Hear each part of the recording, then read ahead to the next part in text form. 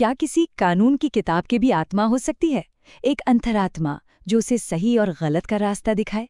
जी हाँ, बिल्कुल हो सकती है। और भारत के संविधान में इस आत्मा को हम कहते हैं राज्य के नीति निर्देशक तत्व या फिर directive principles of state policy. तो चलिए आज इसी मार्गदर्शक आत्मा की गहराइयों में उतरते हैं।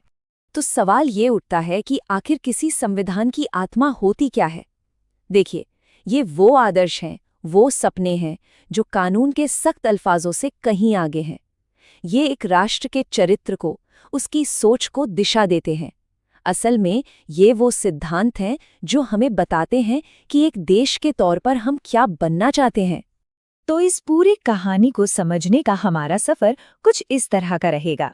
हम जानेंगे कि ये सिद्धांत असल में हैं क्या, सरकार चलाने में इनका क्या रोल है, इन्हें याद रखने के कुछ मजेदार तरीके देखेंगे और ये भी समझेंगे कि ये हमारे मौलिक अधिकारों से अलग कैसे हैं।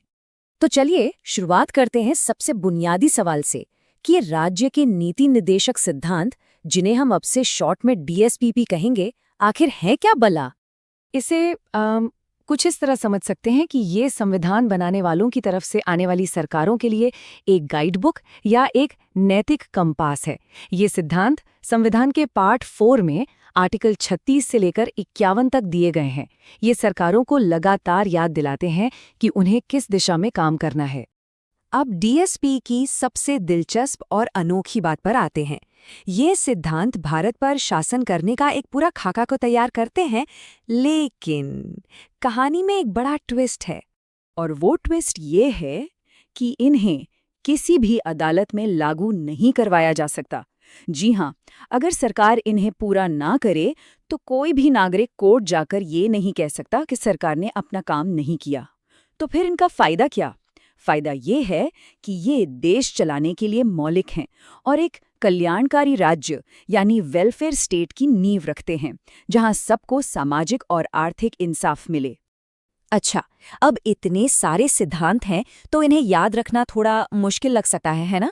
पर चिंता की कोई बात नहीं। इन्हें आसानी से समझने के लिए 3 हिस्सों में बांटा गया है। और मजे की बात यह है कि हर हिस्से को याद रखने का एक शानदार तरीका भी है। तो सबसे पहला पिलर है समाजवादी सिद्धांत। जैसा कि नाम से ही जाहिर है, इनका पूरा फोकस समाज में बराबरी और आर्थिक न्याय लाने पर है। अब इसे याद रखने की ट्रिक देखिए। बस एक लाइन याद रखनी है, समाज में समानता के लिए हर मजदूर को काम, सही वेतन और अच्छा स्वास्थ्य मिलना चाहिए। बस इस एक लाइन में पूरा समाजवादी ढांचा सिमट गया। और देखिए ये ट्रिक काम कैसे करती है। हमारी लाइन के शब्द सीधे सीधे संविधान के आर्टिकल से जुड़ते हैं। समाज और समानता के लिए आर्टिकल 38, काम के अधिकार के लिए 41 और स्वास्थ्य के लिए 47। है ना कमाल का तरीका? चलिए अब चलते हैं दूसरे स्तंभ की ओर। ये वो सिद्धांत हैं जिनमें महात्मा गांधी के भारत की झलक दिखती है, यानी जमीनी स्तर पर बदलाव की बात। और हाँ, इन्हें याद रखने की ट्रिक भी उतनी ही जमीनी है। बस गांधी जी के विचारों से जुड़ी ये लाइन सोचिए। गांव की पंचायत से कुटीर उद्योग तक, SC/ST के कल्याण के साथ शराबबंदी से लेकर गाय की रक्षा तक। और एक बार फिर ये ट्रिक बिल्कुल सटीक बैठती है। ग्राम पंचायत के लिए आर्टिकल 40, कुटीर उद्योग के लिए आर्टिकल 43 और इसी तरह बाकी सिद्धांत भी इन शब्दों से जुड़ जाते हैं। ये गांधी जी के ग्राम स्वराज्य के सपने को दिखाते हैं। और अब बारी है तीसरे और आखिरी स्तंभ की, उदार बौद्धिक सिद्धांत। ये एक आधुनिक, तर्क पर चलने वाले और प्रगतिशील भारत की सोच को दर्शाते हैं। इसकी ट्रिक के लिए कुछ ऐसे शब्द इस्तेमाल करेंगे जो हम सब रोजमर्रा की जिंदगी में सुनते हैं। यूनिवर्सल सिविल कोड और एजुकेशन से एनवायरनमेंट और मॉन्यूमेंट को बचाना है, जुडिशरी को अलग रखना है और दुनिया में पीस फैलानी है।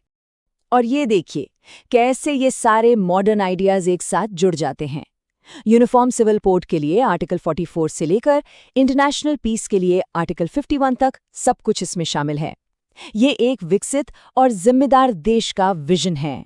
तो अब तक हमने इन सिद्धांतों को 3 हिस्सों में बांटकर समझ लिया, लेकिन इनमें से कुछ आर्टिकल्स ऐसे हैं जो बार बार खबरों में आते हैं, जिन पर खूब बहस होती है।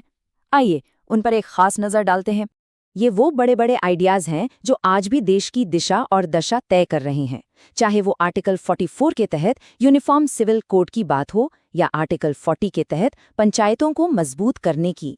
ये वो लक्ष्य हैं जिन्हें पाने की कोशिशें आज भी लगातार जारी हैं। अच्छा, एक सवाल जो लगभग हर किसी के मन में आता है कि इन नीति निर्देशक सिद्धांतों और मौलिक अधिकारों में आखिर फर्क क्या है। चलिए इस कन्फ्यूजन को हमेशा के लिए खत्म करते हैं। देखिए, फर्क बहुत सीधा और साफ है। मौलिक अधिकार वो हैं जो राज्य किसी भी नागरिक से छीन नहीं सकता, ये हर नागरिक की ढाल हैं। वहीं डीएसपी वो लक्ष्य हैं जिन्हें हासिल करने की कोशिश करना राज्य का कर्तव्य है। तो कह सकते हैं कि एक नागरिक की ताकत है तो दूसरा सरकार का फर्ज। और इसी के साथ हम घूमकर वापस उसी सवाल पर आ गए जहां से सब कुछ शुरू हुआ था, संविधान की आत्मा। इन सिद्धांतों का असली मतलब और महत्व क्या है? ग्रैनविल ऑस्टिन की ये बात मानो सब कुछ बयां कर देती है। डीपीएसपी हमारे संविधान की अंतरात्मा है। ये वो सामाजिक सोच है जिस पर हमारे देश की नींव रखी गई है। ये वो सपना है जिसे हमारे संविधान निर्माताओं ने आने वाली पीढ़ियों के लिए देखा था।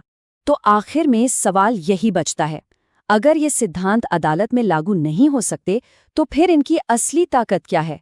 इनकी ताकत है जनता की राय,